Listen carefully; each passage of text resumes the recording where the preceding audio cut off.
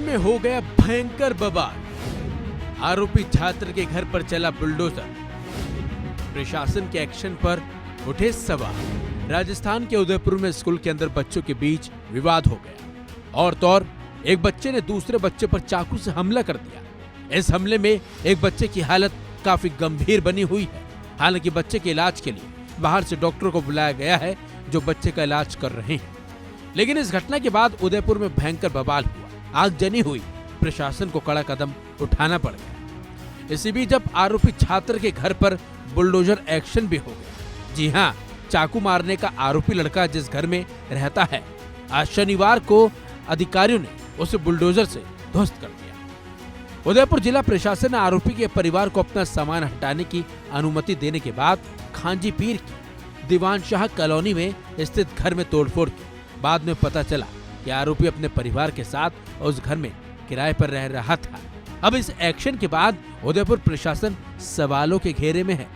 लोगों की माने तो आरोपी पर कार्रवाई करने के बजाय बेकसूर पर कार्रवाई की गई और उसका घर गिरा दिया गया। खबर तो ये भी है कि भारी पुलिस कर्मियों और जिला प्रशासन की मौजूदगी के बीच घर पर बुलडोजर चलाया गया। स्थानीय लोगों की पुलिस कर्मियों के साथ हल्की झड़प भी हुई थी।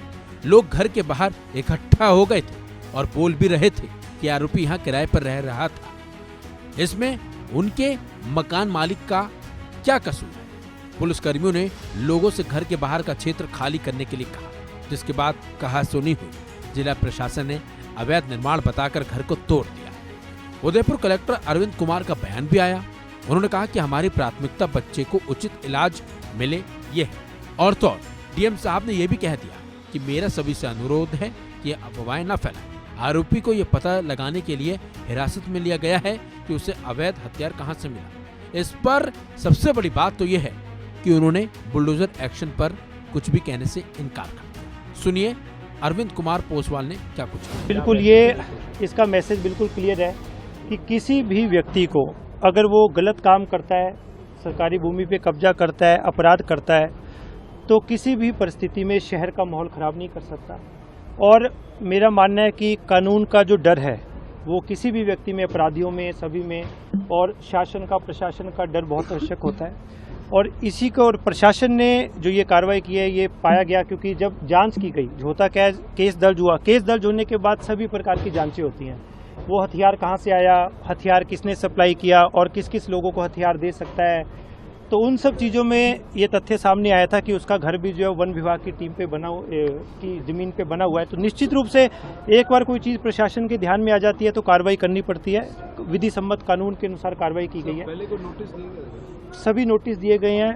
पूरे कानून के तहत कार्रवाई की गई है। सभी लोगों को कॉन्फिडेंस में लिया गया है। दोनों समुदाय के लोगों को कॉन्फिडेंस में लिया गया है और उनसे कॉन्फिडेंस में आने के बाद ही उन्होंने बोला, साहब कोई भी व्यक्ति शहर की शांति खराब नहीं करे, हम आपके साथ हैं।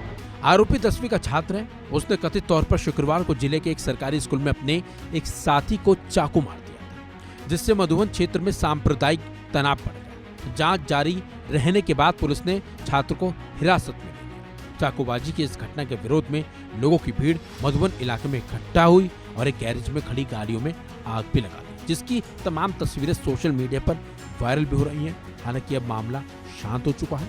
आरोपी से पूछताछ जारी है, लेकिन बुलडोजर एक्शन पर अब सवाल उठ रहे हैं। इस खबर में बस इतना ही। अपडेट्स के लिए बने रहिए वन इंडिया हिंदी के साथ।